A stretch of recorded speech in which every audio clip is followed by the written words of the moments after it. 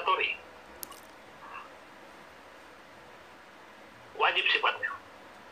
Bagaimana menyelenggarakannya? Caranya dengan menerapkan sistem manajemen K3. Apa bukti bahwa sebuah perusahaan sudah menerapkan sistem manajemen K3? Dibuktikan dengan adanya sertifikat SMK 3. Sertifikat SMK 3 itu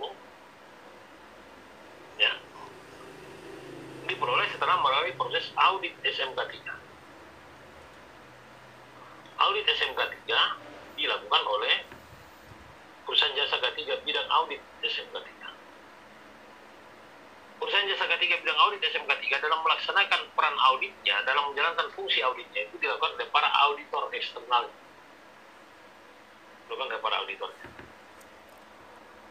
Nah, dari penjelasan saya itu, dari matriks yang Anda lihat ini, apa yang bisa Anda baca di situ? Kira-kira pesan apa yang Anda bisa baca? Selalu saya bertanya begitu. Ini ada kaitannya dengan mau ngapain sesudah pelatihan ini. Apa yang Anda bisa baca?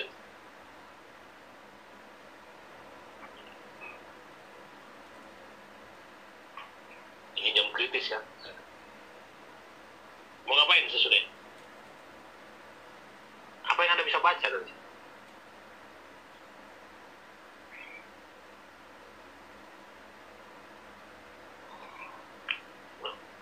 Ada yang bisa kasih pendapatnya? Ya.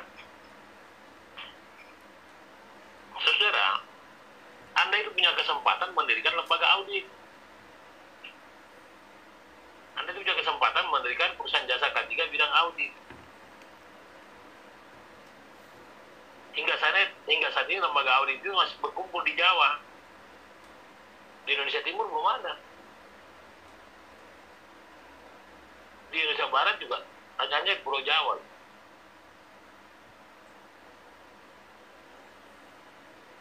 Anda bisa bayangkan kalau misalnya di wilayah timur bisa berdiri satu, Sulsel saja dengan potensi 20.000 perusahaan, seperempatnya saja wajib SMK 3, bayangkan potensi auditnya. Ya.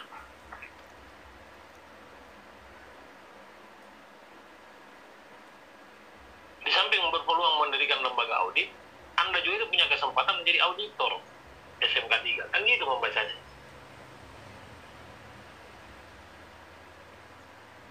Jadi sesudah pelatihan ini Anda punya kesempatan untuk naik kelas lagi menjadi seorang auditor SMK 3.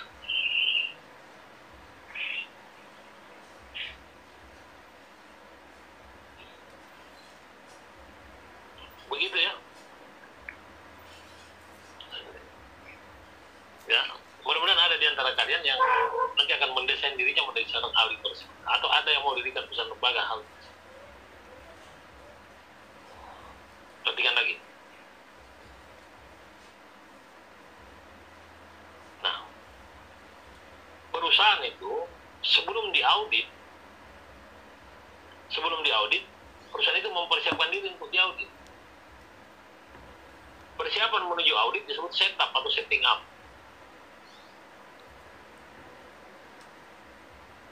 Persiapan menuju audit atau persiapan untuk diaudit namanya setup atau setting up.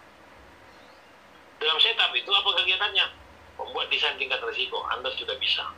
Membuat desain SMK 3, kemarin juga sudah kita sampaikan. Terakhir, penyiapan bukti.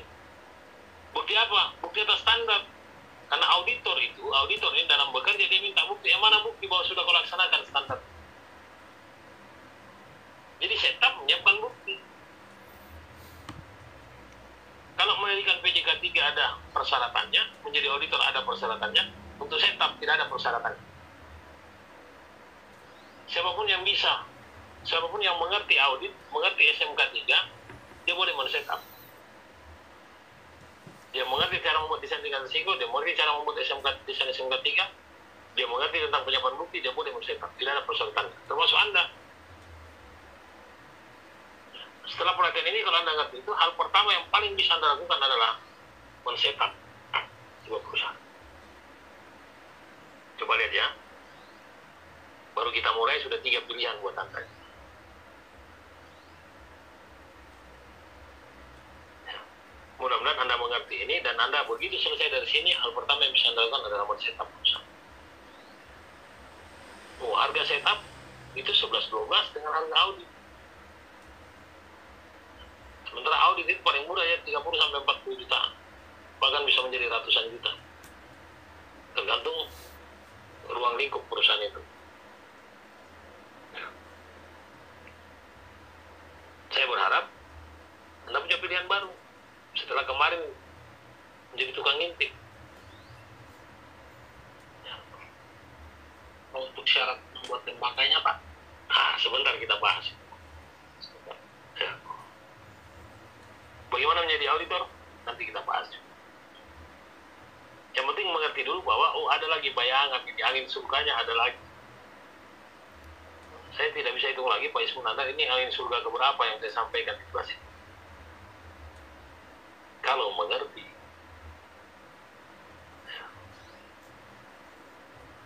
Oke, kita lanjut ya. Mari kita mulai. Nah, audit adalah proses sistematis. Apa artinya sistematis? Artinya punya tata urutan yang baku, tidak dilakukan secara acak.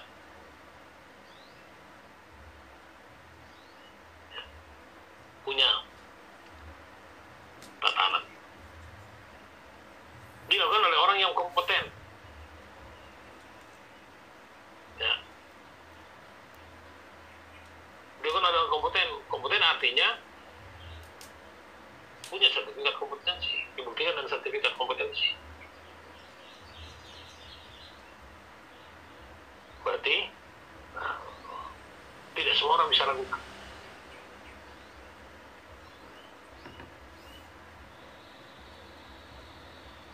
Sertifikat kompetensi itu diperoleh melalui dua jalur. Ada dua alternatif cara memperoleh sertifikat kompetensi. Yang pertama melalui jalur pelatihan, seperti yang Anda lakukan sekarang. Selesai pelatihan ini nanti Anda akan mendapatkan sertifikat sebagai ahli K3 umum.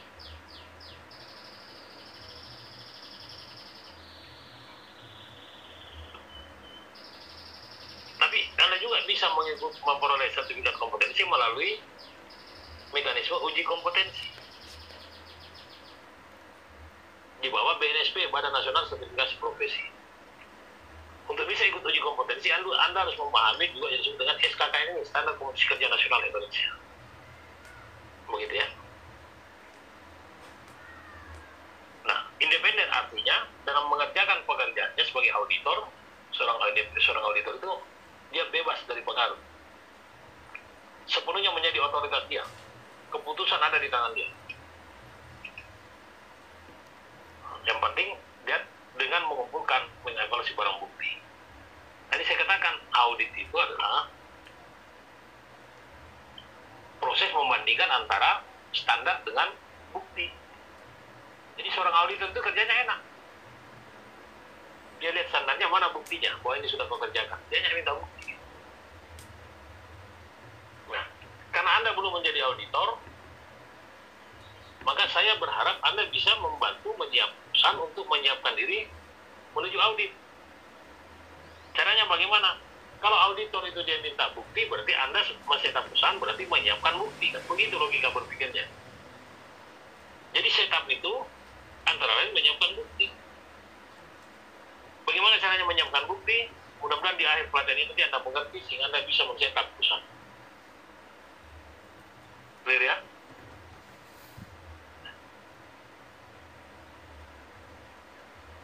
Ini pengertian ini tolong Anda ingat, Anda baca gitu ya. Siapa tahu muncul di ujian.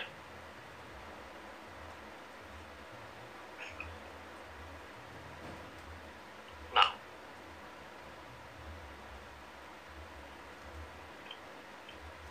audit dilakukan oleh auditor independen. Prosesnya disebut audit, yang mengaudit namanya auditor. Yang diaudit namanya auditi. Dua E-nya di belakang, audit T-E-E. Jadi prosesnya disebut audit, yang mengaudit namanya auditor, yang diaudit namanya auditi. Jadi seorang auditor itu dia berhadapan dengan auditi. Auditor adalah tenaga teknis berkeahlian khusus, artinya tidak setiap orang memiliki keahlian. Harus diperoleh melalui pelatihan khusus.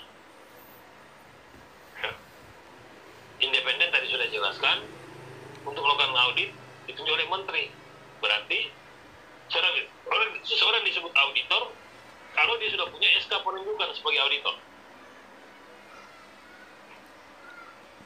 Tanpa SK penunjukan sebagai auditor, meskipun dia mengerti ilmunya, dia belum boleh melakukan audit.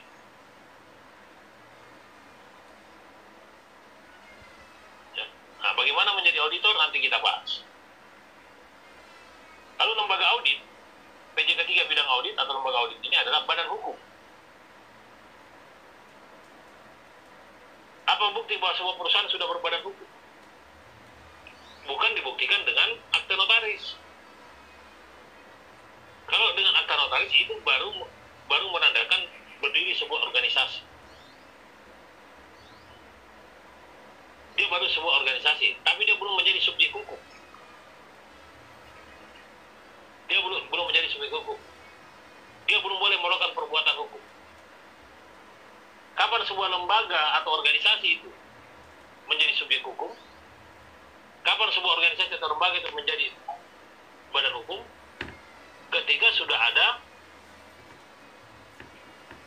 SK sebagai badan hukum, sudah ada SK sebagai subjek hukum dari Kementerian Hukum dan HAM.